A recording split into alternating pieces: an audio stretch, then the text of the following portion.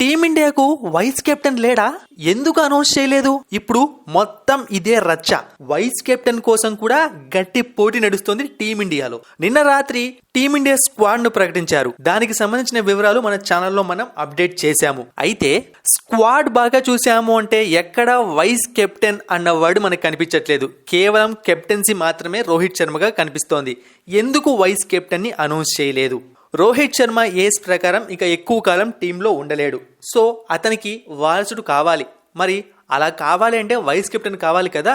ఇంతకు ముందు కొన్ని రోజులు రిషబ్ పంత్ వైస్ కెప్టెన్సీ చేశాడు, శుభ్మన్ గిల్ వైస్ కెప్టెన్సీ చేశాడు, కేఎల్ రాహుల్ వైస్ కెప్టెన్సీ చేశాడు, జస్ప్రీత్ బుమ్రా కూడా వైస్ కెప్టెన్సీ చేశాడు.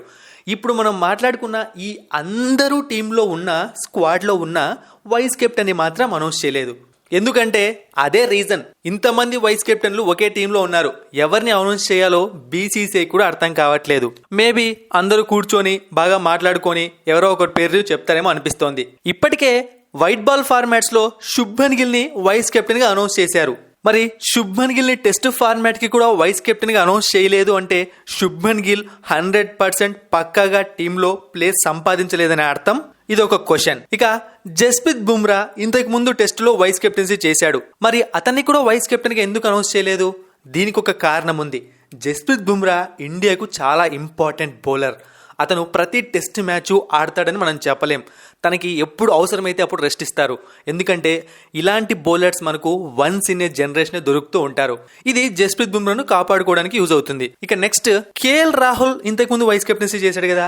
మరి కేఎల్ రాహుల్ ఎందుకు అనౌన్స్ చేయలేదు? మీకు తెలుసు, ఈ మధ్య కేఎల్ రాహుల్ ఎప్పుడు టీంలో ఉంటున్నాడో తెలియట్లేదు, ఎప్పుడు వెళ్తున్నాడో తెలియట్లేదు. ఒకటి ఇంజురీ వల్లన అవుతుంది, లేదా తన ఫామ్ వల్లన అవుతుంది. అందుకే కేఎల్ రాహుల్ పైన కూడా నమ్మకం ఉంచలేదు. ఇక last but not least Rishabh Pant. నాకు తెలిసి టెస్టుల్లో రిషబ్ పంత్ ను వైస్ కెప్టెన్ చేయడానికి ఎక్కువ అవకాశాలు ఉన్నాయి.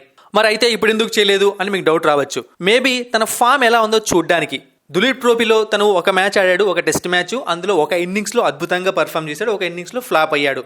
అయితే రిషబ్ పంత్ ను వైస్ కెప్టెన్ చేసే అవకాశం ఎక్కువగా ఉన్నా ఇక్కడ మళ్ళీ ఇంకొక ప్రాబ్లం వస్తుంది. ఒకవేళ రిషబ్ పంత్ ని టెస్టులో వైస్ కెప్టెన్ చేస్తే వైట్ బాల్ ఫార్మాట్ లో శుభ్మన్ గిల్ వైస్ కెప్టెన్ గా ఉన్నాడు. అంటే ఇక్కడ కెప్టెన్సీ మార్పు జరిగే అవకాశం ఉంటుంది ఫ్యూచర్ లో. టీమిండియా ఏమో దానికి విరుద్ధం. 3 ఫార్మాట్స్ కి ఒకరే కెప్టెన్ ఉండాలనుకుంటుంది. మరి ఇప్పుడు ఏం చేయాలి? సో ఇన్ని క్వశ్చన్ మార్క్స్ ఉన్నాయి కాబట్టే వాళ్ళు ఆ వైస్ కెప్టెన్సీని హోల్డ్ లో పెట్టారు. మేబీ నాకు తెలిసి ఇలాంటి విచిత్రమైన కష్టం ఏ టీంకి రాదేమో అనిపిస్తుంది. కెప్టెన్సీ కష్టాలు వస్తాయి కానీ వైస్ కెప్టెన్సీ కష్టాలు కూడా వస్తున్నాయి. మరిన్ని ఇంట్రెస్టింగ్ వీడియోస్ కోసం సబ్స్క్రైబ్ చేయడం మర్చిపోకండి.